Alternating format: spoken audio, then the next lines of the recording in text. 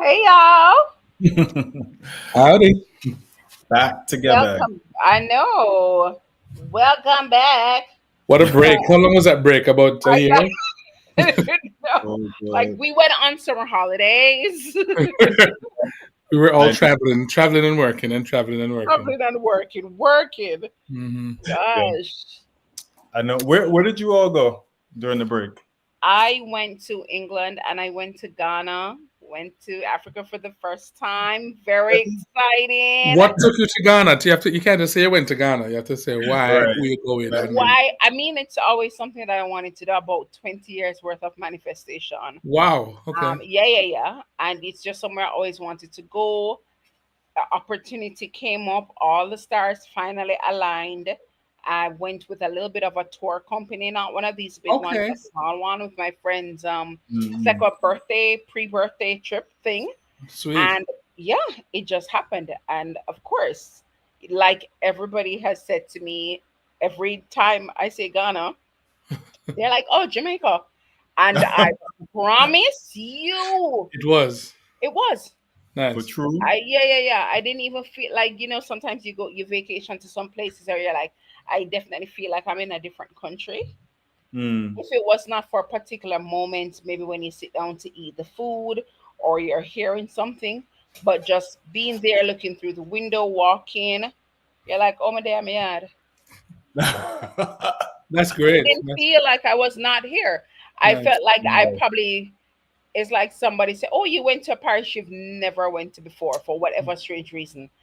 And they're talking some ancient form of patois that you can recognize, Oh, but okay. you can't. Mm. I mean, they're not speaking patois. They're not. Right. Clearly But not. the rhythm of it is It's yeah. It just yeah. feels like, oh, this is interesting, but it doesn't sound completely foreign to Right. something. It doesn't feel foreign to you at all. So Mm. I mean, that was mine. I was there for 10 days. Okay. Did lots of stuff, some very touristy things, and some just regular. Went to the Ghanaian KFC. How was it compared to Jamaica and Trinity? How was it? No, Jamaica and Trinity are still at the top. All right. Hey. Absolutely. What I makes hear it different? What does I mean? I don't. it I'm didn't have any vegan. So. flavor. Shout out to my Ghanaian people, but it didn't have any flavor. Like I was like, it feel like not 11 herbs and spices, but like five. Strange. Because the food there, it can get real peppery and the spices are so alive. Okay. But I Yeah. don't know if it translates into them trying to do the KFC brand type. By the way, American KFC ain't it either. So I mean, Nah, yeah, real Mm. bad. But I mean, Interesting. I've heard places like Japan KFC is top Mm. level. Poland as well. I've been there and I've had it. It's quite good. This is Yeah. fascinating. I never thought like the KFCs would have different flavors Oh no, depending. yeah, there's a whole KFC, the Yeah, whole KFC conversation. yeah. But yeah, it really did. It really felt like I was just at home. It But really you Okay. know, did. it's so interesting that you say that, Shauna, because you were in. I wasn't as far as you, but I went to Costa Rica, right? Okay. And so, and part of that trip also for about 10 days, and then part of that time I was in a place called Limon, Hmm. Dumont. Mm-hmm. and then a friend of mine was directing a play about Marcus Garvey. Mm-hmm. So I was staying in her Airbnb, and so she said, "No, can you do a workshop with these people, with my part of my cast?" And then she also invited me to a rehearsal like later in the night. So I'm like, I'll go to this rehearsal, and we're driving on the way to the rehearsal. I said, "That's an ackee tree." You see somebody selling breadfruit on the side of the road. Mm-hmm. I was like, "Wait, what's really going on here right now?" Right? Yep. I get into this workshop, and people start talking patois, but like laced with like a slight Spanish accent. I was like, hold on, A lot. Where am I? where am I? Like, it was like this dissonance was happening, and I was just like, Mm. I'm feeling buildings, structures, food items, people looking like a cousin.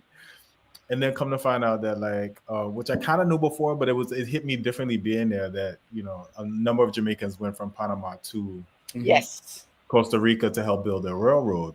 Yep. During the building of the Yeah. Panama Canal thereafter. but it was like a shock to the system, you know, to be like, you know, and we played one game, and in one of the sort of the theater games, we were talking about food items, right? So what came out of them talking about rice and peas and curry goat and thing. But I was just like, you can't. I'm sure you guys do it differently, you know, Yeah, just kind yeah, of, you know. And so I asked, I was like, oh, no. You cook rice and peas. Like, no, what's your recipe? What you put inside? So it's like thyme, coconut, you know, the gongo peas or the kidney beans or the Same thing. Yeah. So the same thing. one Scotch bonnet pepper. You don't bust whole. Yeah, I mean scallion. So same thing. The same thing. Same thing. And I was just like, But remember, wow. we had that conversation, Anton, that I met the people in San Andres and Providence Island in Colombia. It was the same.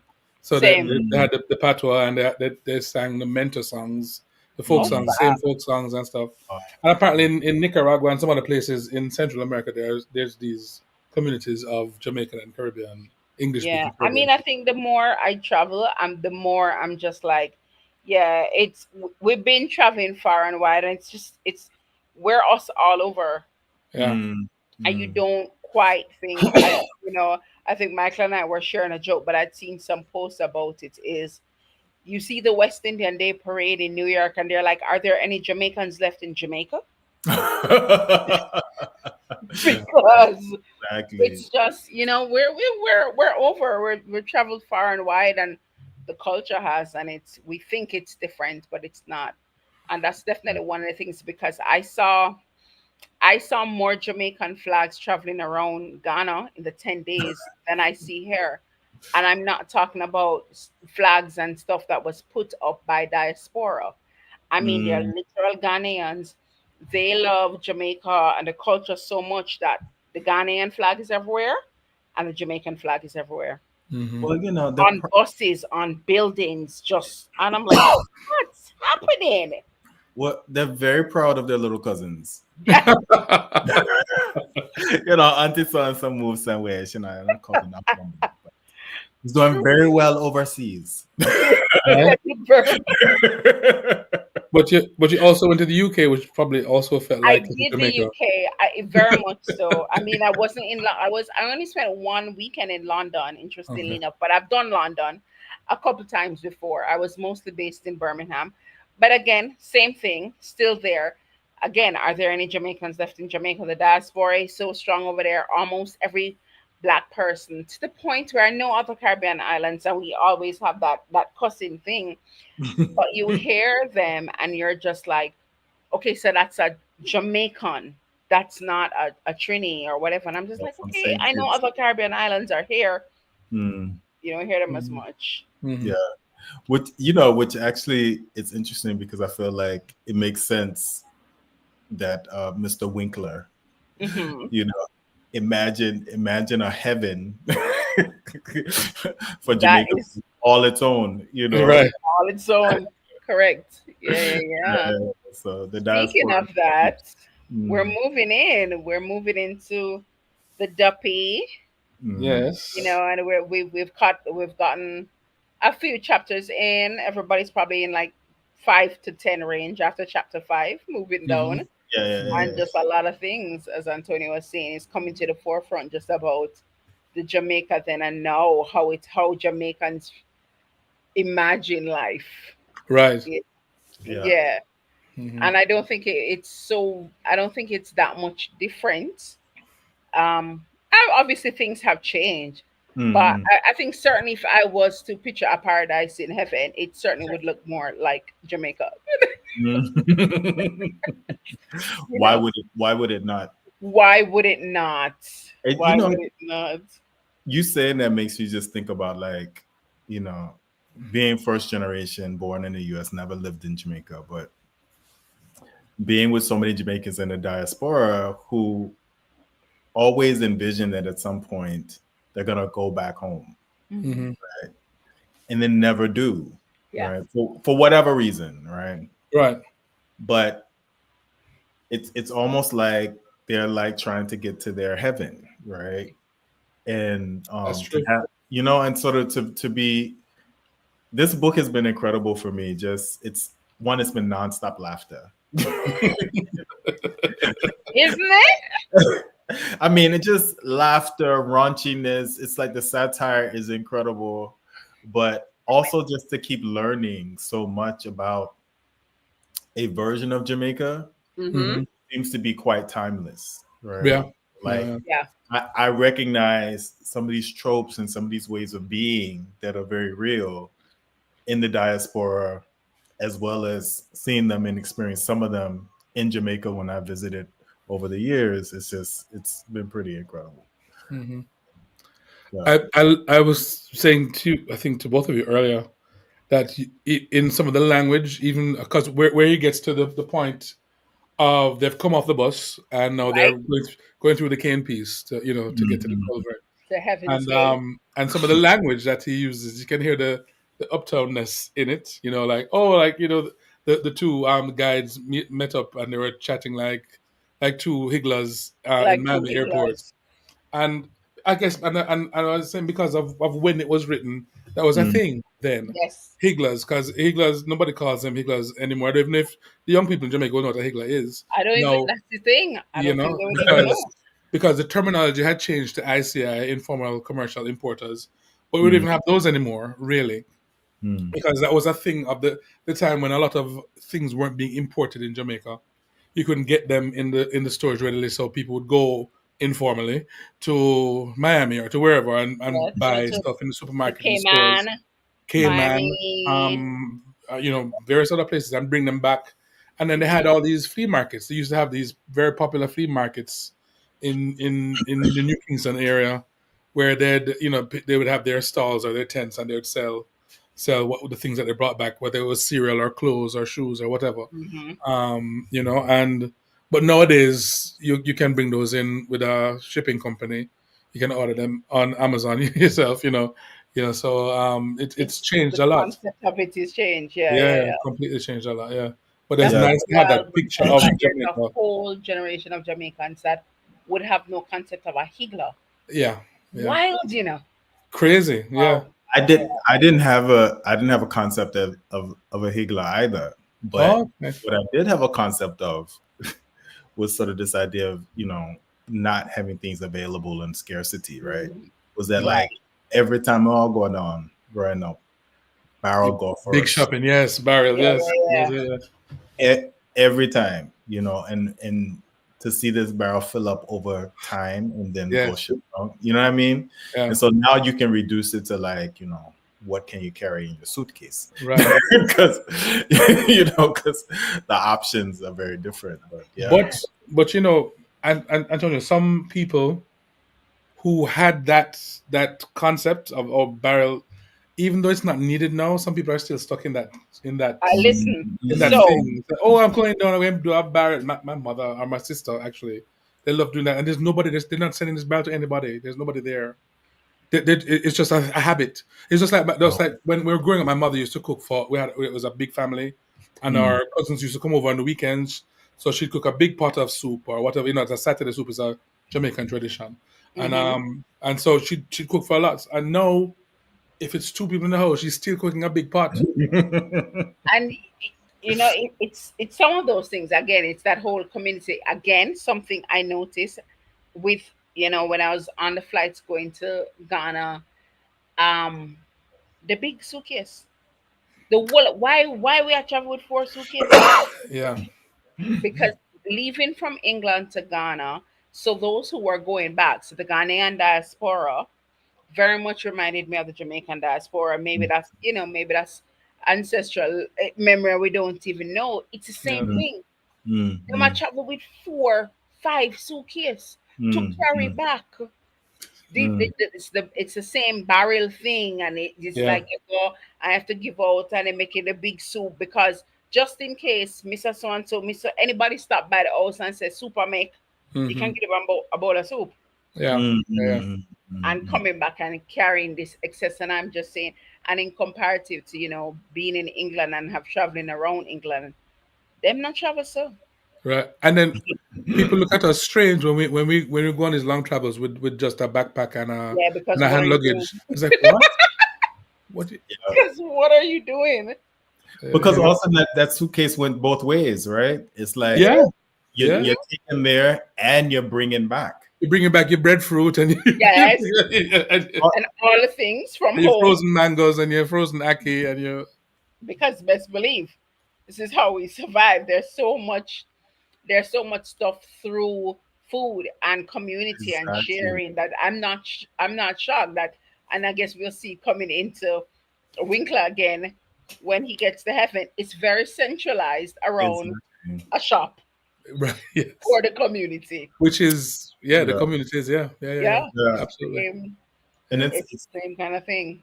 That shop is really interesting because when I was reading that shop, not the last time I was in Jamaica, the time before, me and my eldest brother went together. He's like 20 years older than me, so we go to we were in Donington in St. Mary's, in a little village around Donington called Coxpiece. And so at the end of the night, they have this small rum shop that's also like selling all sorts of sundry things that you need to just keep going, detergent and everything. Yeah. It's very small. There's a light outside. There's a black and white TV playing inside where you can see it from the outside. I'm playing dominoes on the veranda, which is like maybe 3 feet, 4 feet, 3 by 4 or something like that, right? And when I was reading this, I was in that shop again. I was in that shop. I was seeing this woman sitting at a counter very similarly to being in another country in Jamaica and having a book to write things because there's no till internet in and out, so you're not write down everything. Yes. Society, and to see that run in that way was just pretty incredible. And there was something that came up in very early on in the book around that shop that I didn't notice until there was a turn. Like I didn't notice that there was no exchange of money. Neither did I. Didn't notice. Neither did I until the after. It's probably going to go more into next episode. Yeah. When the demand for money was stated, I was just like, oh yeah, no money never did again. Yeah, it's interesting. Because in my head it was just like, oh, it's a country. Sometimes people are bartering. Sometimes they have a trust account kind of thing going on. I'll come back and pay next time or something. You know what I mean? Like, well, it didn't really seem to be a thing until it became a thing. Yeah. And also like how I guess we can talk about it a bit now, but like So when what name again? Babs. So Babs, comes out the covert. He's directed to this place, and also the multi-purpose function of this shop. Not only was to sell items, but it also was like the place where the newly arrived spirits or Duppy is supposed to get registered, right? And I was just like, okay, this is not Michael Pearly Gates, somebody up here on this cloud checking to see if you should really be in heaven. Like it was the informality of it was like hilarious, right? And so for him later in the story to like be at this place where he's now running this shop, but he decides he wants to instill this structure and order and commerce and capitalism, like you're dead already. What kind of wealth are you trying to build? Like what is like it was so outlandish. And just also, well, I mean, and there are other things to comment on it in terms of the culture at the time and the idea around shortage, going back to even the idea of packing the barrels and traveling back with things, the idea of shortage. So you're only allowed 1 pound of sugar a day.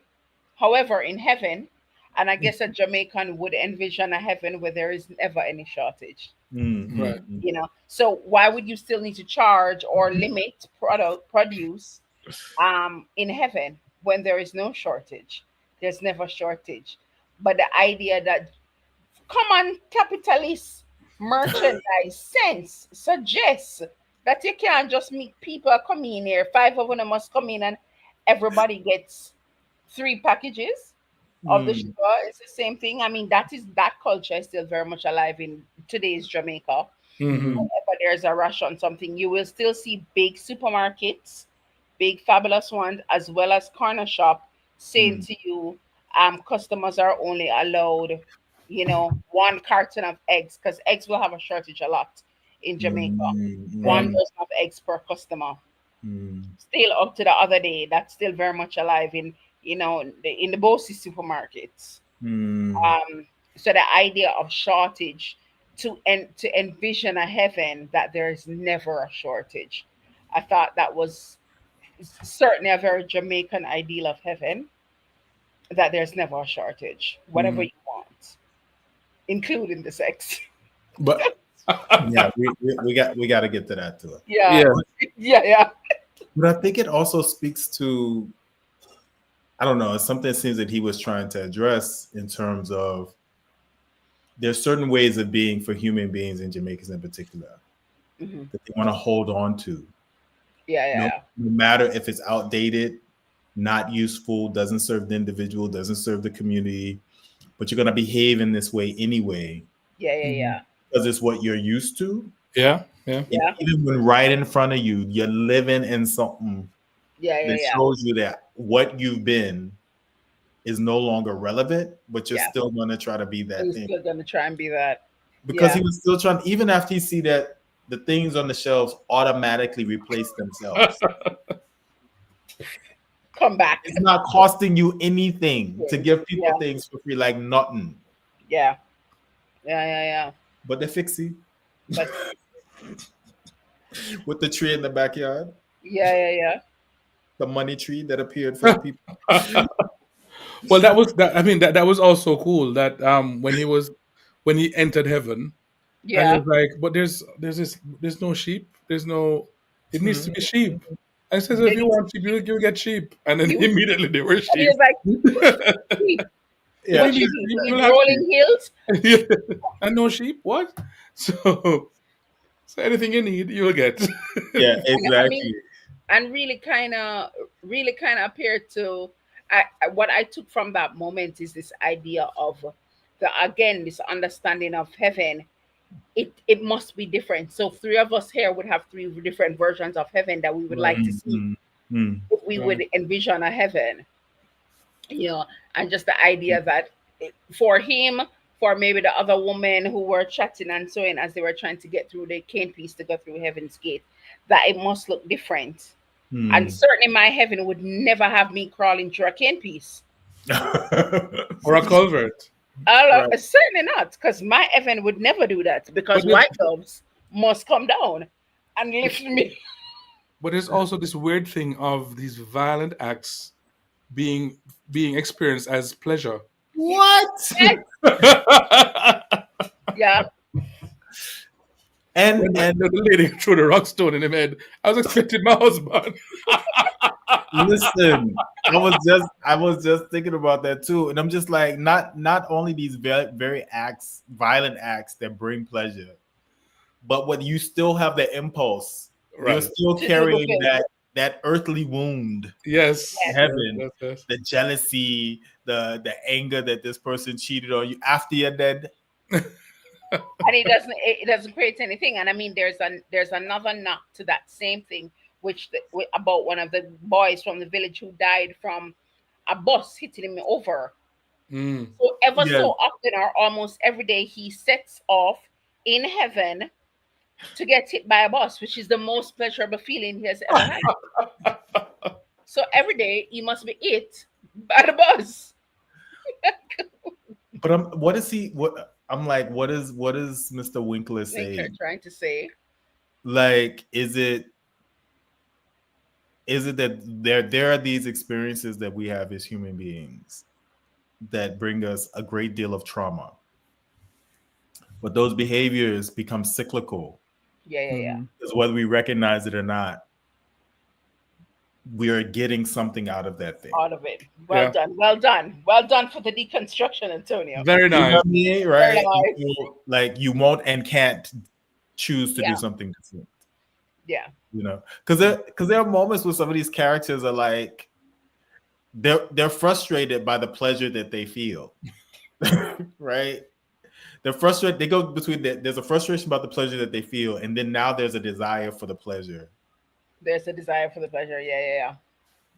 Of the punishment. Ooh. I mean,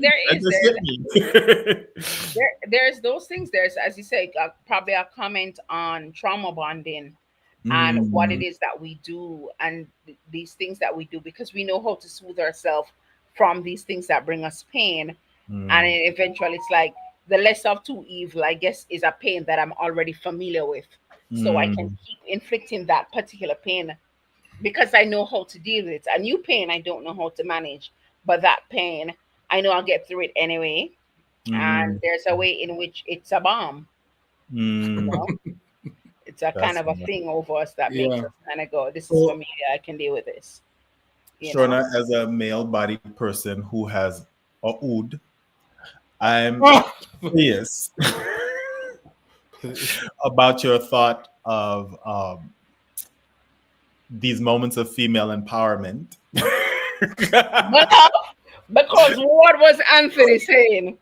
Of female empowerment, of plus size empowerment. Darling, we could go on. So Mr. Babs's love interest, for those who are listening, not quite aware, his immediate and first love interest is painted as the very, buxom, sturdy, big-bodied. What's her name again? Miss. Oh Lord, I can't remember her name again. What she call him, and very self-possessed. And then she took it. She took control of the situation. And Babs had no choice in the matter. And I mean, the more you read on, the more you realize that he himself got attached and fell into a very nice rhythm of it all. And a nice ride. But the female empowerment in that there is a line I particularly remember when somebody was coming to her, like one of the other women in the village, in heaven, and she goes, "So Mr. Babs, no, say there is no stop to sex here." And whenever we want it, if you don't have a choice, you keep doing it, you keep going. Like as you say, the female being the one who manifested and provoked and did it. And I don't know whose heaven that would be, a woman or a man's heaven, that they are not the ones who have to be in control of the situation all the time. It's very fitting to assume because I think the plus size woman has always been put in that role. If she's a sexual being, then she's naturally the dominant one. You don't envision a plus size woman who then That's a very Jamaican thing. Huh? It's very Jamaican. It really, really is. I mean, I can have a conversation about how another culture plus size woman would think about it. It's interesting. I think a plus size man, when you think about sexually, is not presented, at least in my understanding, in the same aggressive, forthcoming way as a plus size woman. Like a plus size woman, aka the champion or the stallion, is going to take it. Yeah, in Jamaica for sure. Given the opportunity to be demure. That's just not her thing. Yeah. So it is very interesting that Winkler painted that. And I mean, also, there's no sex like sex with a big woman. I mean, it is what it is. It's the ride is what the ride is.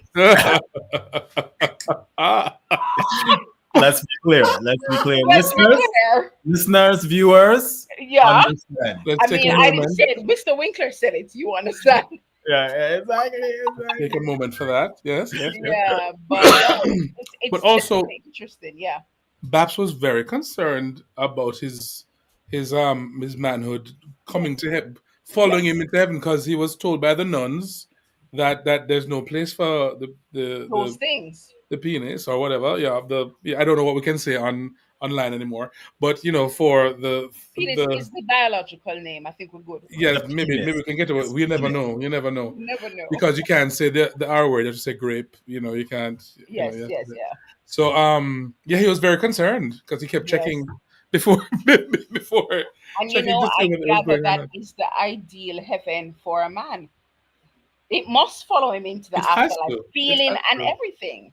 But it's funny that it followed him in, and and as his body clumped up, in he checked, and it was freshly clumped, and then against his will, he was pretty much raped, by repeatedly. So Yeah. For those who haven't read the book yet, so when they come into heaven, they're like not fully formed and solid. And so over a period of time, they get fully formed and solid, and all the sort of the physicalities of humanness Yeah. show up in terms of anatomy. And the thing that's really interesting about that, and I thought it was sort of really brilliant how he used the woman who was a shop owner to sort of illustrate this moment, was that people in heaven can choose what they look like. Yes. So they can reshape themselves into whatever image they wanted. wow. And Babs was confused that this woman decided that I want to still be the same What I look figured, voluptuous woman that I was in life. before. Yeah.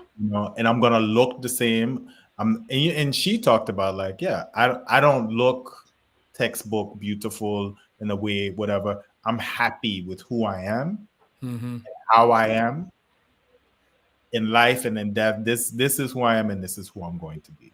But And I think to think about that though, to think about him writing her like that Yeah. at that time, that's very unusual.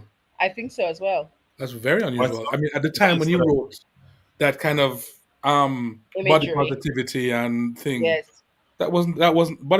positivity wasn't even a term Yeah. then. And I mean, It is now. just also the thing of the Jamaican ideal, whereas many women would have looked like, I just found her name, Miss B. Many women would look like Miss B in reality. But I guess if you were writing an ultimate character, many times like how what we think the bank tellers and the Air Jamaica hostesses and so forth look like, it is Right. the antithesis of this woman. Yeah. She would not look like that. And then you would think going into heaven you could choose your own form. She would not choose to remain in that earthly form. She would certainly have chosen to, if even go down a smaller size or whatever. And just the idea that, as Michael said, the body positivity, that she would choose that. But then as I'm talking, something else came into me. I don't know what. I guess it would be around the same time, if not before. Ideas around mafacting on the slang tang rhythm, Yeah. Yeah. and oh god, Ideas of light what? blanket.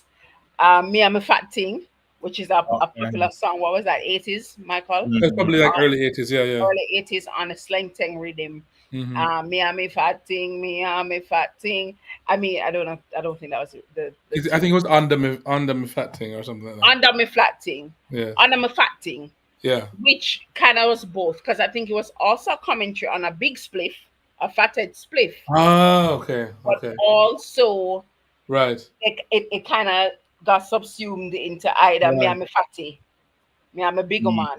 And I think some people complained. I think that the slim ones complained, and then they did a version under me slim thing or sling thing. Under me slim thing. Yeah. And then you also had God, what was the other song that I said a while ago? Live blanket. Oh And a yeah. live blanket is referred to as a big woman. So she's your live blanket. It's So I very mean, sexist. Who did those songs? We'd have to Google to see. we'd have to go and Google. Oh, okay. We'll get it, Michael. We're going to do a quick Google. Yes. But yeah. So I guess Miss B would be typical of the representational of a loved woman in the Jamaican space. Live Blanket was Shabaranks. For which one? That was Live Blanket. That's Shabaranks, 1990. Oh wow. And let me see. Under me. Under my fat thing. And you can find a couple other songs that kind of stick to the bigger one. It's so interesting. Like just when I just kind of thinking I sort was of like, also Shabarangs. Oh, was it? Yes. Oh, wow. all right, Trouble. No, Yellow Man. Thank you. That makes sense. Okay. But it's so interesting, like when you just start to pull this thing apart, because how Winkler allowed for the negotiation between the two of them around the sex, Yes, and these body politics. Because initially, Mr. Babs presents as kind of this thin man who seems to be average height, maybe a little taller. Like there's nothing very special about him, right? But he still is in himself, as many Jamaican men are, regardless of what they look like will approach women, engage with women as if they were the best thing since sliced bread. You know what I mean? Like, oh, well. And to see in the writing this conversation where she's taking the sex because he ain't got a choice. He really didn't. Right? But he's having all this commentary about her size and what he like and what he don't like, and he really prefers a thin woman, and and they're in the act multiple times, because also it never happens like once at one time. It's like 20 rounds, one goal. You know what I mean? Like it's definitely ideal. 40 rounds, one goal. You're like, what is going on? It's heaven. Right? In that process, she's like continually checking in or goading him about how good the ride is. Like I know the ride is good. Like you give me feedback. Give me feedback. You're gonna admit at some, and then finally he reaches this point where he's like, actually, and then the other thing I think he addresses in a weird kind of way, which I thought was quite interesting, the way in which it moves from sex to companionship and a version of real affection. Yes, affinity. I saw that as well. Definitely by the end of that, when you guys reach there, it's affection born into this is my life, and we've been living it, and we love it, and I wouldn't choose any other way to be in heaven but this. Right. It's like you almost would have been like, oh, you're in a common law marriage. Right. Correct. By the end, that is how it looked. Yeah. And the power dynamics never changed. She still remained in charge of herself and her body and their sexual relationship. And their sexual interaction. Yeah. Because she gave him to somebody else to go. You remember the woman I'll come and she's interested in a ride with him? And she said, yeah. We share in heaven, my loves. My loves, we share in heaven. I mean, what do you want? And I feel like it was like she took him down in a ditch somewhere, and then she went home to her husband. It was like some very random, like it was something, but it was kind of like that very Jamaican thing of run go down and Miss Grace and pick up two things for me. It was literally the line. I think something like run go down to Miss Grace and give her a rub for me now. Wow. Yeah. Give her a little piece. Yeah. Just sort her out and then come back so we can cook dinner. I was like, that's okay. I feel like that's how it should be. She wants to try. And that's how it is for many people. But anyway, that's another conversation. It is. But and certain, I can imagine when this book came out, how some people must have reacted to it back then. Exactly. I can see why people would have been. It's amazing. Any of his books went on the book list, though.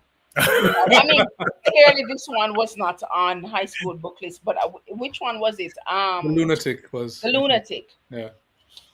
But even because if you put him on the book list, you open up to him to a world of school children who could find his other books. And certainly I would imagine that at that time, now, you wouldn't necessarily want your teenage CXC, GCE aged children to be exposed to an author like Anthony Winkler.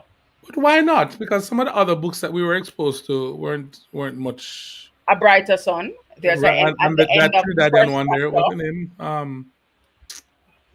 House from Well, is that I Trinidadian House from Mr. mean, Biswas or something like that? Host of Mr. Beast was. But Yeah, A Brighter Sun was also Trinidadian. And right. just, I think I remember very specifically at the end of maybe the first chapter or something, The Brighter Sun, it was some sex argument too, and it was ended like, and we did it again. And I was just like, you know, should be said of what our Caribbean children is reading for their high school literature. You know, you can't whitewash life. I mean, listen, at all, at all, at yeah. all. You So, know, But I mean, I think that it does provide an opportunity for some very important conversations, yeah, right? Like with young people, even if they're reading it at ages that is like you wouldn't deem to be appropriate, mhm. because this is you're talking about like what are people's perceptions of afterlife, right? yeah, Like should they be afraid of it or shouldn't they, right? Right. And what does it mean for a woman to have full ownership and control of her body? What does it mean for a man to be in a position where he has to be subservient in some way to a woman, right? yeah, Not in control. And that what does it mean to use that as a way of helping men find some semblance of balance, right? Or to at least begin to understand like what does it mean to be in the other shoes? Mm-hmm.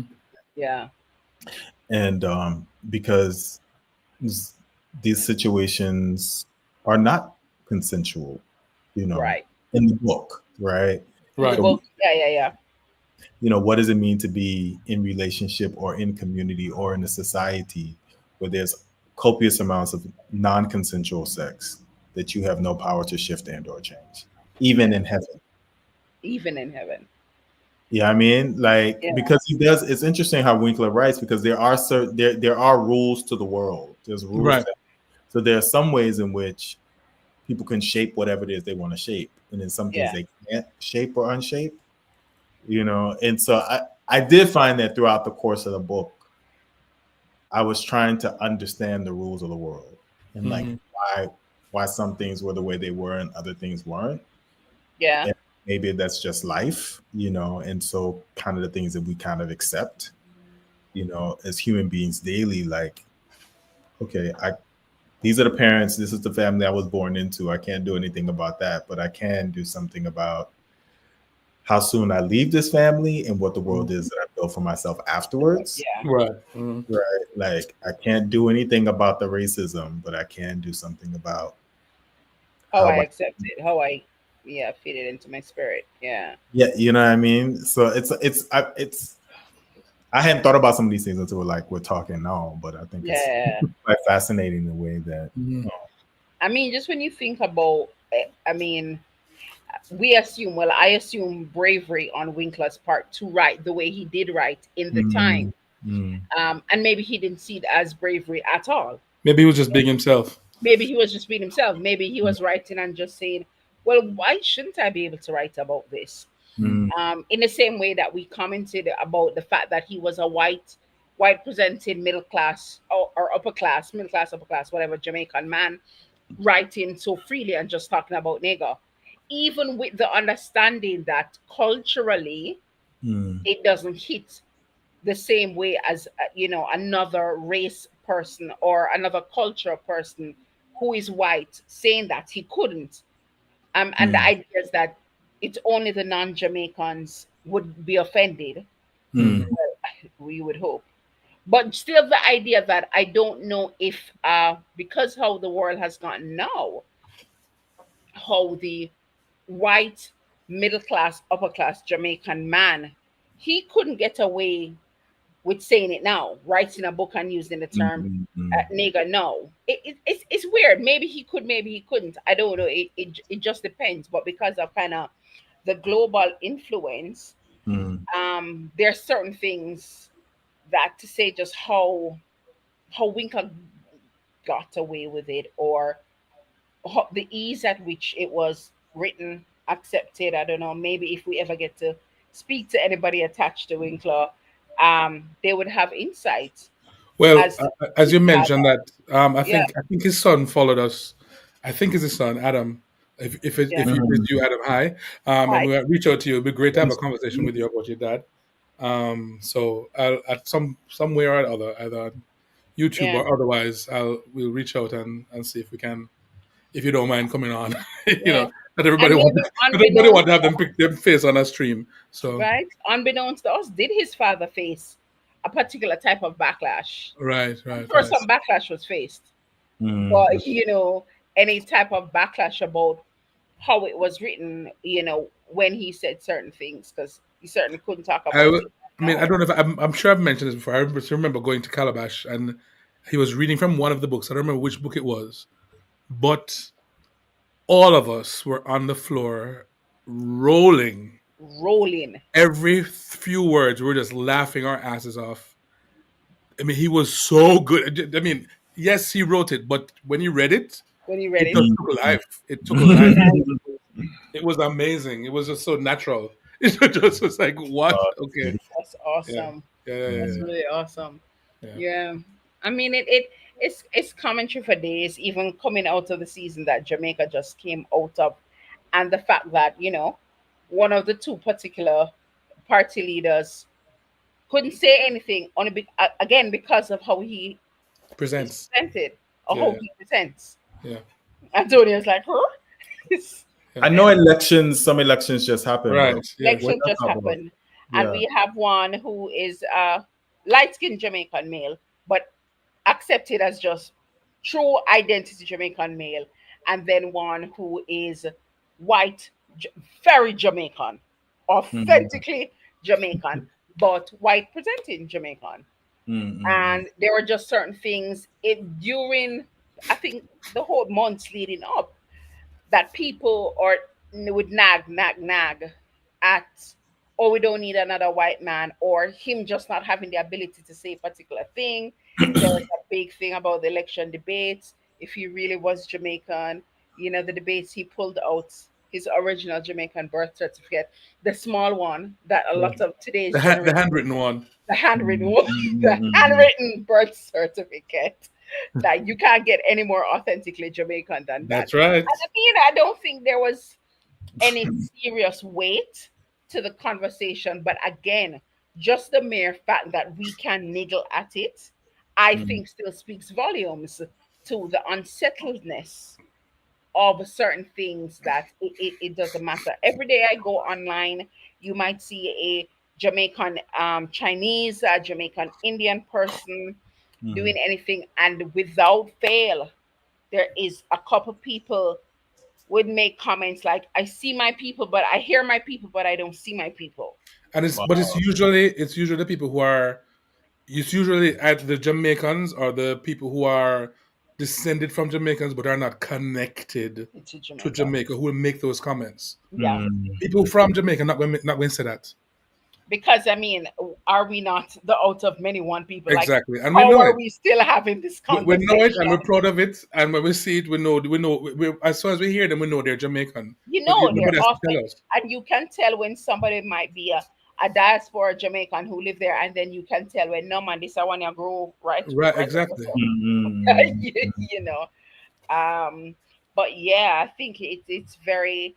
I mean, I'm gonna say brave. It may not have been brave for, I think, Winkler to even write the way he did. I knew when he was writing. Mm. Right the way he did make commentary on some of the things he did. And again, could be that he wasn't brave. He was just writing as he saw it, as a Jamaican man. Yeah. Mm. Mm. Yeah, Because if you're Jamaican, you have the right to make commentary on Jamaica. correct, correct. Listen, yeah. Yeah, I um, mean, I think it also like I think it all provides an opportunity to continue having conversation. yeah, yeah, yeah, we have some really nice conversations that, I mean, we go off on tangents with it too, but it's great because yeah. No, the book is the, the catalyst for so many Mm. discoveries and recollections, memories, and discoveries, especially for you, Antonio, because you didn't grow up there. Yeah, yeah, yeah. and so there's a lot of stuff that. Please don't discriminate against me. I No, wish it's we not are not. discrimination. It's No, not no, discrimination. just joking. Please come alive. Discrimination. I never feel Yeah. that from the first day. I never felt Yeah. like Yeah. discriminated Yeah. against. No, we don't do dismissed. that. That's not us. That's not our way. No. Never. That's not our way. Yeah. We never do that. I think, but also I think it's not your way, and also you sometimes see diaspora Jamaicans who are not born in Jamaica Mm-hmm. showing up as if they know everything. It's usually them. It's usually them. Yeah. And so when I came into the space, I was like, actually, I'm here to learn, right? Yeah, More than anything, because I was like, I know what my deficits are, right?